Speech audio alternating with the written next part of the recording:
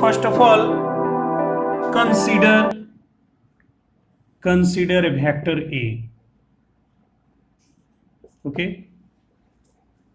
एक vector A consider किया, then draw x axis and y axis. x और y axis draw किया इसके टेल से.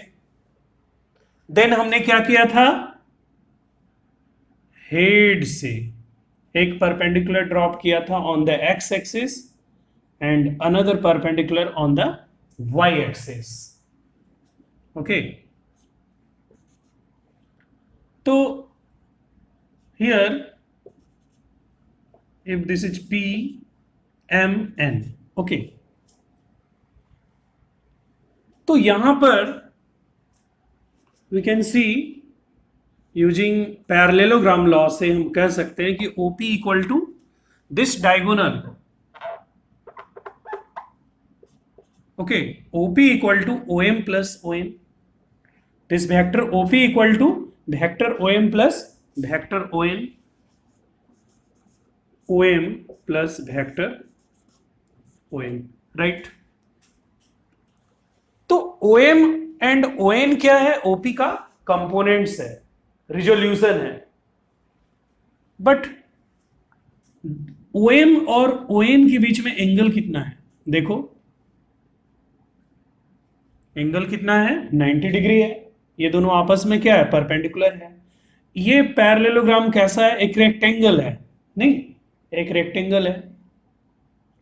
सपोज कि this is AX, this is AY, then we can say कि vector A equal to this vector plus this vector.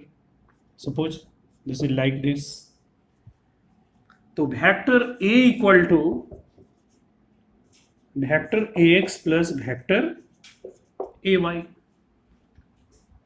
Okay, तो vector A का दो component है, कौन कौन सा, वेक्टर A का दो पार्ट है, दो कंपोनेंट है, वेक्टर AX है और वेक्टर AY है. तो वेक्टर A का जो एक कंपोनेंट है along द x एक्सिस है, दूसरा जो कंपोनेंट है along द y एक्सिस है. ठीक है, और इन दोनों के बीच में एंगल कितना बन रहा है, इन दोनों के बीच में एंगल क्या है, vector AX is perpendicular to vector AY. दोनों आपस में क्या है, परपेंडिकुलर है. तो ये दोनों क्या फॉर्म कर रहे हैं, ये दोनों रेक्टेंगल फॉर्म कर रहे हैं. ठीक है, रेक्टेंगल के टू साइड्स को बता रहे हैं, ठीक है ना. तो इसलिए इन दोनों कंपोनेंट्स को क्या कहेंगे, इन दोनों कंपोनेंट्स को कहेंगे रेक्टेंगुलर कंपोनेंट्स. क्या कहेंगे, AX and AY are known as rectangular components of vector, या डायरेक्ट लिख दो वेक्टर A. A का रेक्टेंगुलर कंपोनेंट्स क्या है, AX और AY. Okay, okay, let us consider some vectors like A, B, C. बहुत इंपॉर्टेंट है इसे समझना. तो vector A can be expressed as AXI cap plus AYJ cap.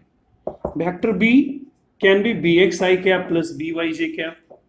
Vector C can be represented by CXI cap plus CYJ cap. ठीक है, यहां suppose करते हैं.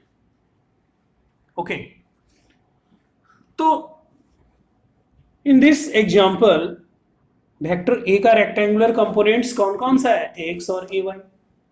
वेक्टर B का रेक्टेंगुलर कंपोनेंट्स कौन सा है, BX BY.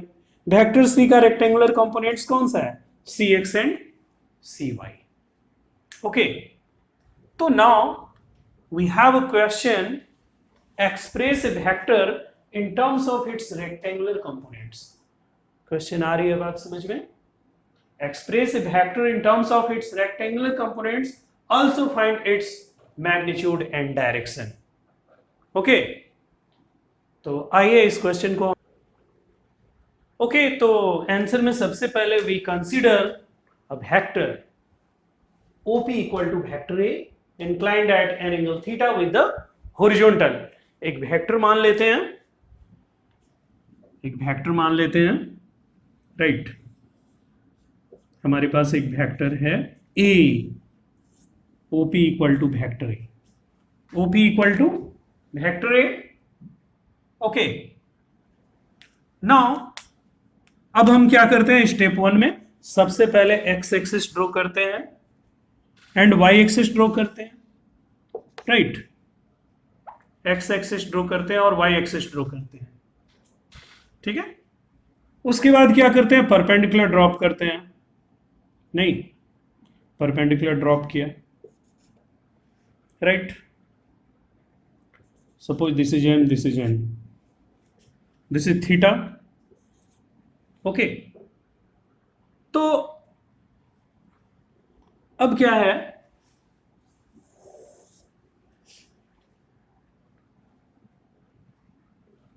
We can say, सबसे पहले तो चलो यहां पर मान लेते हैं, here angle P O M equal to क्या है, theta, P O M, this angle is theta and O M को मान लो ए एक्स, ओ एन को मान लो ए वाई। तो ए एक्स आई कैप लिख सकते हैं बच्चे, और इसको A Y J cap, right. X I cap और A Y J cap, previous lecture में हम लोग देख चुके हैं।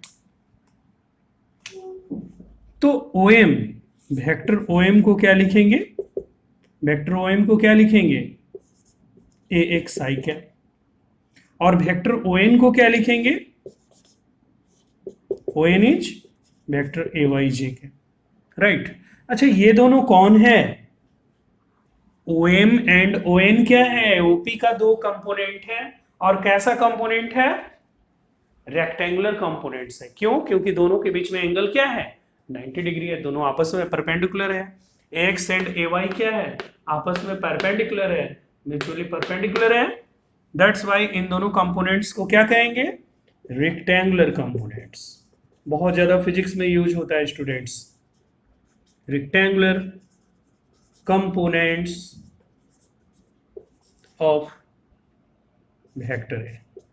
Okay, now using parallelogram law, parallelogram law of vectors addition से क्या कह सकते हैं बताओ, OP equal to O M plus O N,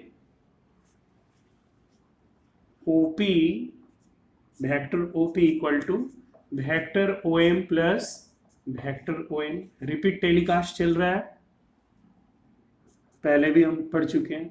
तो OP can be written as A, O M को क्या लिख सकते हैं, A X I cap, O N can be written as A Y J cap. तो this is the expression of vector A in terms of X and A Y. Okay, हमने consider किया था vector A, तो vector A का ये क्या हो गया, एक्सप्रेशन हो गया।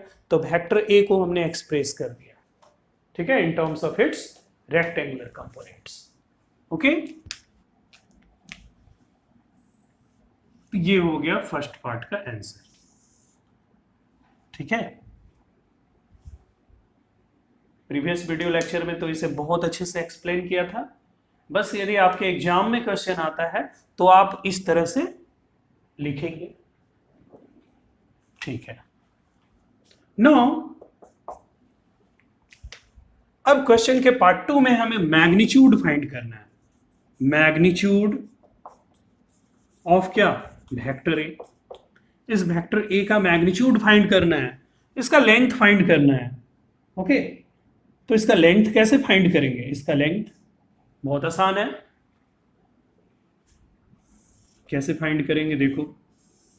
तो इस कंप्लीट रेक्टेंगल को यहां पर बना दिया, this is O P M N, right. और चूंकि मैग्नीट्यूड फाइंड करना है, एरो वगैरह सब हटा देते हैं, तो ए, और ये क्या था X, this is A Y, तो ये भी ए वाई हो जाएगा, है ना, दिस इज थीटा। तो चलो इसका वैल्यू फाइंड करना है, इस ए का लेंथ फाइंड करना है, यानी ओपी का लेंथ फाइंड करना है। ठीक है, तो in right angle triangle PMO में, दिस इज ट्रायंगल पीएमओ। ठीक है, तो ओपी स्क्वायर इक्वल टू क्या होगा जी? ओपी स्क्वायर इक्वल टू क्या होगा? O M square plus O N square, right. OP square equal to क्या होगा? O M square plus O N, OP square equal to O M square plus PM square, sorry PM square. ठीक है ना, H square equal to P square plus B square होता है, वही तो मैंने लिखा है। This square equal to this square plus this square, value put कर दो। ओपी को क्या लिख सकते हैं? ए स्क्वायर। ओ एम क्या है? एक्स। ओ पी एम क्या है? A Y, right. तो finally we have A equal to root under A X square plus A Y square. This is our answer, right. हमें वेक्टर ए की direction बतानी है। Magnitude का मतलब क्या हो गया? लेंथ फाइंड कर दिया। अब डायरेक्शन बताना है, ये एंगल या थीटा जो कि एक्स एक्सिस के साथ बन रहा है, इसका वैल्यू हमें बताना है। तो सेकेंड पॉइंट हम लगाते हैं, direction of vector A. Vector A की डायरेक्शन देखते हैं क्या होगा। तो अगेन इन ट्रायंगल पीएमओ में देखो, इस ट्रायंगल में चूंकि इन दोनों को रिलेट करना था, देखो यह ए का मैग्नीट्यूड जो है एक्स ए वाई के टर्म में आ गया। अब एक्स और ए वाई के टर्म में ही हमें थीटा भी फाइंड करना है, तो क्या लगा सकते हैं? ए वाई ओवर एक्स क्या होगा? टेन थीटा, या एक्स ओवर ए वाई क्या होगा? Cot theta. हम टेन थीटा या कॉट थीटा लिख सकते हैं। तो टेन थीटा इक्वल टू कितना हो जाएगा बच्चे? This tan theta equal to PM over OM, PM over OM. PM को क्या लिख सकते हैं? ए वाई, और ओएम को लिख सकते हैं ए एक्स। तो ए वाई ओवर एक्स, तो यह हो गया क्या? यही हो गया डायरेक्शन। इस तरह से हम डायरेक्शन बता सकते हैं, राइट। इसे आप नोट करें, फॉर्मूला लिख सकते हैं हम, if vector A equal to A X I cap plus A Y J cap, तो देन हम क्या कर सकते हैं? फर्स्ट फॉर्मूला क्या हो सकता है? वेक्टर ए का मैग्नीट्यूड जो होगा, देखो इसमें कंफ्यूज नहीं होना है, हम क्या लिख सकते हैं? मॉडुलस ऑफ ए का मतलब क्या हो गया? ए हो गया, राइट। जब भी मोड से बाहर आएगा एरो हट जाएगा, दोनों मैग्नीट्यूड को ही बता रहा है, राइट। तो मॉडुलस ऑफ वेक्टर ए का फॉर्मूला क्या होगा? Root under A X square plus A Y square. बहुत आसान है, आई कैप और जे कैप के साथ जो है उसको उसका स्क्वायर कर देना है बस। ठीक है, न्यूमेरिकल करेंगे तो अभी समझ पाएंगे हम। सेकेंड पॉइंट क्या है? tan थीटा का फॉर्मूला क्या आया था बच्चे? tan थीटा कितना आया था? तो ए वाई ओवर ए एक्स आया था। छोटा सा लिखना है, A Y over A x. ठीक है, तो बस इतना दिया हुआ है वेक्टर ए, तो मॉडुलस भी आप फाइंड कर सकते हैं और डायरेक्शन भी फाइंड कर सकते हैं, एंगल भी फाइंड कर सकते हैं। ओके, आइए कुछ एग्जांपल्स देखते हैं हम।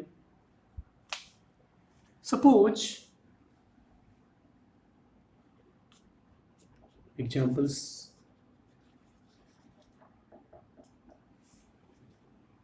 सपोज करते हैं कि वेक्टर ए इक्वल टू दिया गया है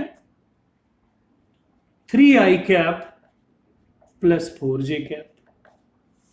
चलिए, तो इसका मॉडुलस कितना होगा बताओ, कितना होगा? देखो बहुत आसान है। हमने क्या किया, vector A equal to X I cap plus A Y J cap है, तो क्या करेंगे, आई कैप के साथ जो है आई कैप का कोएफिशिएंट और जे कैप का कोएफिशिएंट का स्क्वायर करके ऐड करके रूट निकालते हैं। तो देखो यहाँ आई कैप के साथ क्या है, 3, 3 का स्क्वायर, जे कैप के साथ क्या है, 4, 4 का स्क्वायर। ठीक है ना? तो ये कितना हो जाएगा, ये हो जाएगा 9 प्लस 16 इक्वल टू क्या आ गया, अंडर रूट 25 यानी 5 यूनिट। क्या आसान है ना? सेकेंड पॉइंट देखते हैं। यदि वेक्टर बी इक्वल टू दिया गया है आई कैप प्लस जे कैप, या चलो 8 आई कैप प्लस 6 जे कैप, देखो तो मॉडुलस ऑफ बी कितना होगा? बहुत आसान है, आई कैप के साथ 8 है, जे कैप के साथ 6 है, स्क्वायर कर दो यार, तो कितना हो गया 64 plus 36, this is root under 100, यानी आ जाएगा फाइनली कितना 10 यूनिट। ठीक है ना? आ रही बात समझ में? इसे नोट करें। ऑफ द फॉलोइंग फैक्टर्स, यहां पर जितने भी फैक्टर्स हैं इन टर्म्स ऑफ रेक्टेंगुलर कंपोनेंट्स दिए हुए हैं। ओके, तो हमें इन सब का मैग्नीट्यूड फाइंड करना है। बहुत ही आसान है फाइंड करना। देखते हैं सबका सॉल्यूशन। फर्स्ट में देखते हैं मैग्नीट्यूड ऑफ ए निकालना है, मॉडुलस ऑफ ए। तो क्या करेंगे, देखो रूट अंडर आई कैप का कोएफिशिएंट क्या है, -3, स्क्वायर कर दिया। जे कैप का कोएफिशिएंट क्या है, -4, स्क्वायर कर दिया। तो देखो कितना आएगा, 9 प्लस 16 अंडर रूट 25, यानी आ गया 5 यूनिट। राइट? फिर देखते हैं वेक्टर बी। वेक्टर बी का मॉडुलस निकालना है, क्या हो जाएगा, देखो आई कैप का कोएफिशिएंट क्या है, साइन थीटा, जे कैप का कोएफिशिएंट है कॉस थीटा, दोनों कोएफिशिएंट का स्क्वायर कर देते हैं, तो साइन थीटा का स्क्वायर प्लस कॉस थीटा का स्क्वायर, दिस बिकम्स 1, 1 यूनिट हो गया। राइट? थर्ड क्या है, मॉडुलस ऑफ सी निकालना है हमें, क्या होगा, आई कैप प्लस जे कैप। यहां आई कैप का कोएफिशिएंट क्या है, 1, जे कैप का कोएफिशिएंट है 1, तो दोनों का कोएफिशिएंट लेंगे, आई कैप का कोएफिशिएंट 1 का स्क्वायर, जे कैप का कोएफिशिएंट 1 का स्क्वायर, यानी कितना हो गया, √2 यूनिट। फोर्थ नंबर में देखते हैं मॉडुलस ऑफ डी। यहां देखो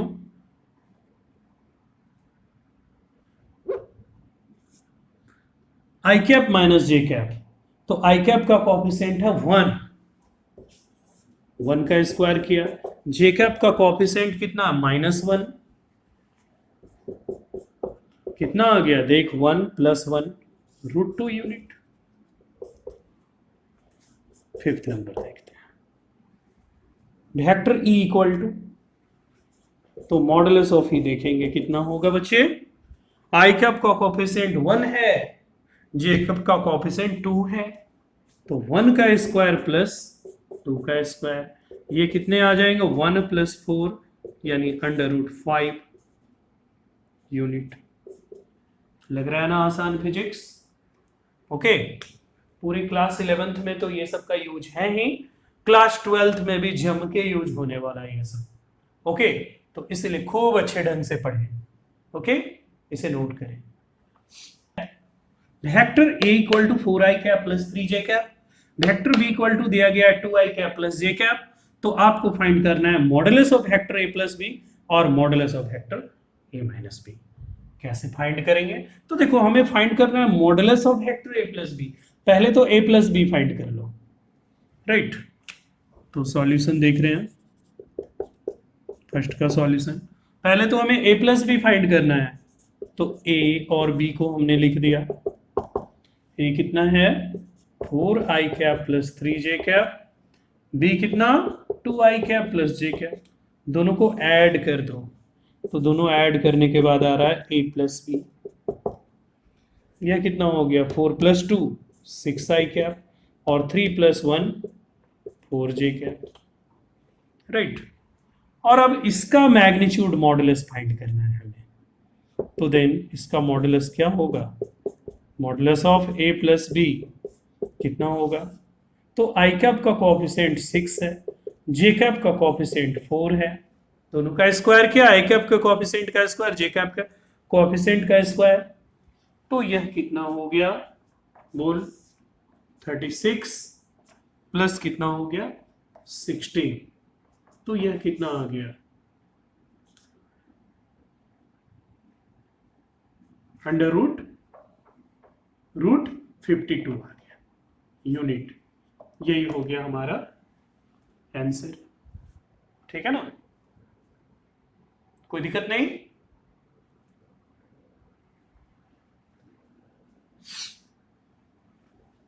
सेकेंड पॉइंट क्या हो सकता है,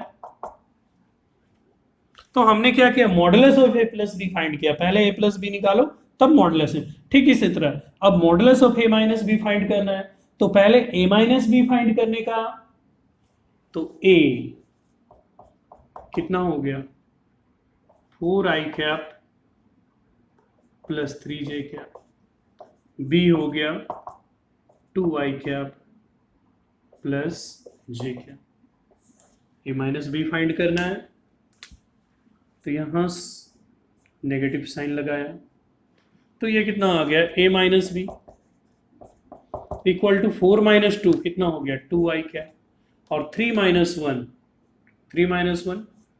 2 J cap, sorry 4 - 2 2 I cap, 3 - 1 2 J cap, ठीक तो है। तो then modulus of A minus B कितना होगा बच्चे, तो आई कैप का कोएफिशिएंट 2 है, जे कैप का कोएफिशिएंट 2 है, राइट। तो इस तरह से यह कितना हो गया 4 + 4 यानी 8 यानी 2√2 यूनिट, इसे आप नोट करें। इसमें इसको थोड़ा सा और हम आगे बढ़ा सकते हैं, इसको फाइनली लिख सकते हैं 2 × √13 यूनिट, ओके, आप इसे नोट करें। एक फिजिकल सिचुएशन देखते हैं जहां हमें जाना है पॉइंट P से पॉइंट Q तक, ठीक है ना, पॉइंट P से पॉइंट Q तक जाना है, ठीक है, and we have taken 2 steps in the same order, ठीक है। सपोज करते हैं इसे O मान लो, सपोज करते हैं P to O, यह जो डिस्टेंस है यह कितना है 3 मीटर, ठीक है, एंड O to Q कितना है 4 metre, right. P to O कितना है 3 मीटर और O to Q कितना है 4 मीटर, राइट। तो अब डिस्प्लेसमेंट इन दिस केस क्या होगा, क्या होगा डिस्प्लेसमेंट, राइट। तो यूजिंग ट्रायंगल लॉ हम कह सकते हैं कि this equal to this plus this, ऐसे भी this plus this equal to ये रिजल्टेंट के बराबर होगा, तो वी कैन से कि वेक्टर डी इक्वल टू, देखो यहां सबसे पहले हम सेट करते हैं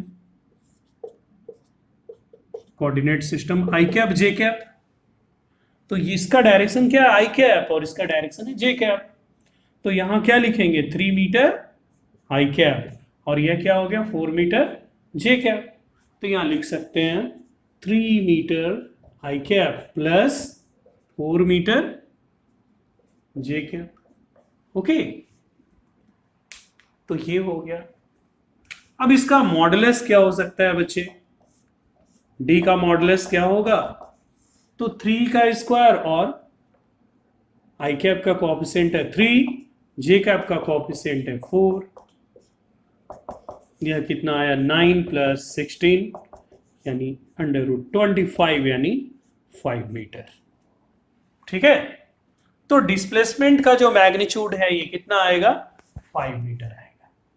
ओके, और व्हाट अबाउट डायरेक्शन, डायरेक्शन के लिए हम क्या कर सकते हैं, तो डायरेक्शन के लिए क्या करते हैं, tan थीटा लगाएंगे। tan थीटा का फॉर्मूला, इस डी का डायरेक्शन बताना है, वेक्टर डी का एक्स एक्सिस के साथ कितना एंगल बना रहा है, डी का मैग्नीट्यूड आ गया, डिस्प्लेसमेंट का मैग्नीट्यूड लेंथ, अब डायरेक्शन बताना है थीटा, तो tan थीटा कितना हो जाएगा 4/3। ओके, तो इस तरह से यहां पर हमें थीटा मिल जाएगा। ओके, तो पता है यह कितना होगा, इसे हम लिख सकते हैं यहां पर tan थीटा इक्वल टू 4/3 को लिख सकते हैं tan 53 डिग्री, ठीक है ना। तो देन थीटा इक्वल टू क्या आ गया, 53 डिग्री, ठीक है। तो एंगल होगा यहाँ 53 डिग्री, और डिस्प्लेसमेंट का जो मैग्नीट्यूड होगा वह कितना होगा, 5 मीटर। ओके, आप इसे नोट करिए।